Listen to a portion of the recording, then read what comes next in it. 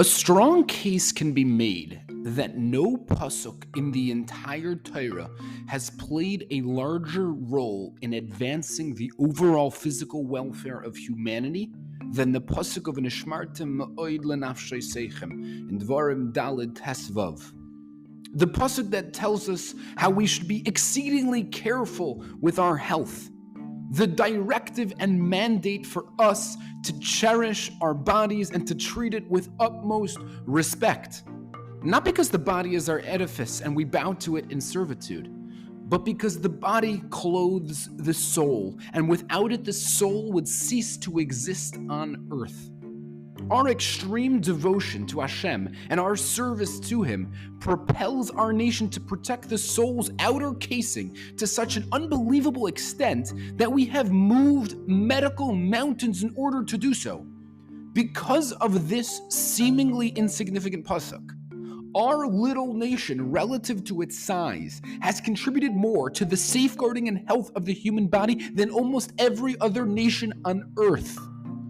Because of this pasuk, our sages throughout the millennia have put tremendous emphasis on health and preserving it, and the world at large took notice. Over 10 popes had Jewish doctors. The Rambam was the personal doctor to Sultan Saladin.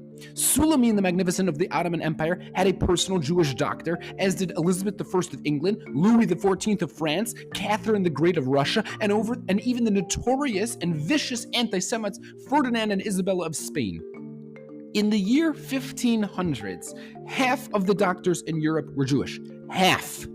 In 1930, 50% of the doctors in Berlin were Jewish, 60% in Vienna, 63% in Budapest, 66% in Warsaw, 70% in Lviv, and 74% in Vilna, and 83% in Lodz, which was Poland's second largest city.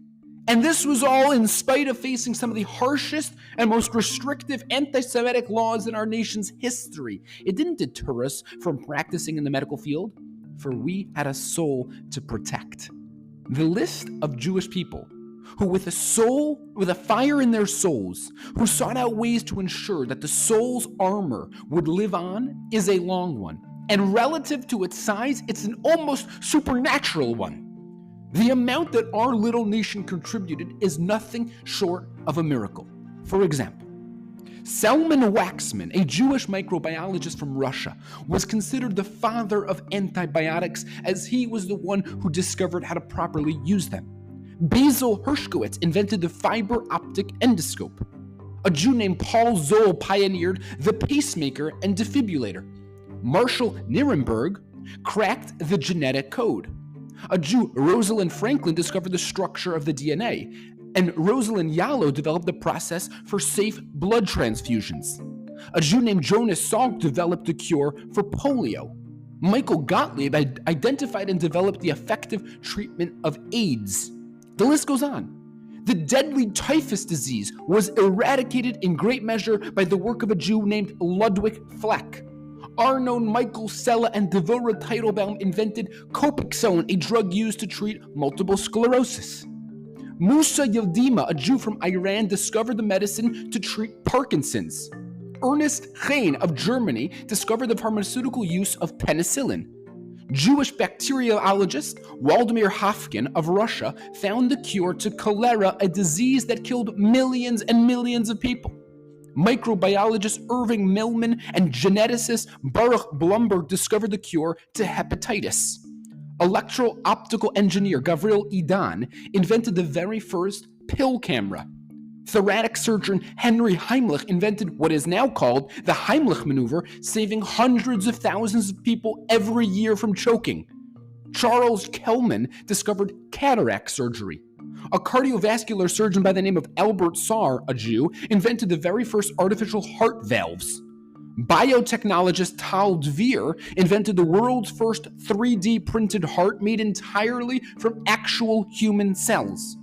A Jew named Abel Wollman pioneered the concept of clean, chlorinated drinking water, which is used in every country in the world, saving millions of lives every year that would have otherwise been lost due to contaminated water.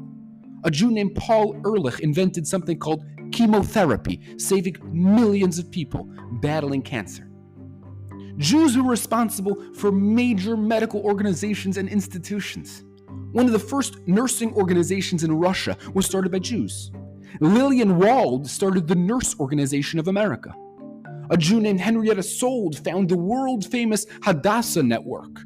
Tremendous contributions to the world of psychiatric and psychological health were made by Jews as well. Some famous ones were Alfred Adler, Sigmund Freud, Erik Erikson, Viktor Frankl, Abraham Maslow. Massive hospital chains were built all over the world bearing the names of the Jews that inspired them, attesting to the world's respect for their medical knowledge and efforts. Maimonides Medical Center, Montefiore Medical Center, Mount Sinai Medical Center. Our burning desire for health isn't limited only to help our fellow people, but spread to the world at large.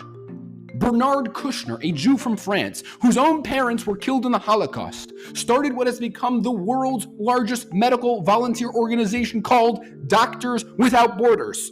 Jewish cardiac surgeon Amram Cohen started an organization called Save a Child's Heart, which offers free heart surgeries to children in over 60 countries.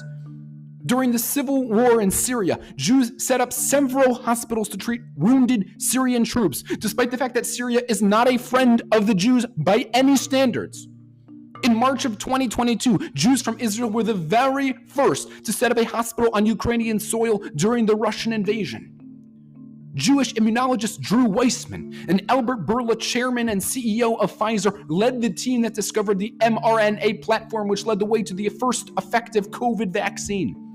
The chief medical officer at Pfizer is a Jew by the name of Michael Dolston. The chief medical officer at Moderna is Tal Sachs. The chief medical officer at Johnson & Johnson is Joan Waldstreicher. The current chief medical scientist at Russia's Gamaleya Institute is a Jew by the name of Anatol Alston, and the director is Alexander Ginsburg. The list goes on. Because a Jew, religious or not, is well aware of the precious cargo his body is carrying. That small piece of heaven that is hidden underneath, that spark of the divine that the body is there to protect. And we will do whatever it takes to ensure that the soul will live on. If it means discovering the most remarkable medical breakthroughs in history, so be it. We are ready to take it on because our souls are simply too precious not to.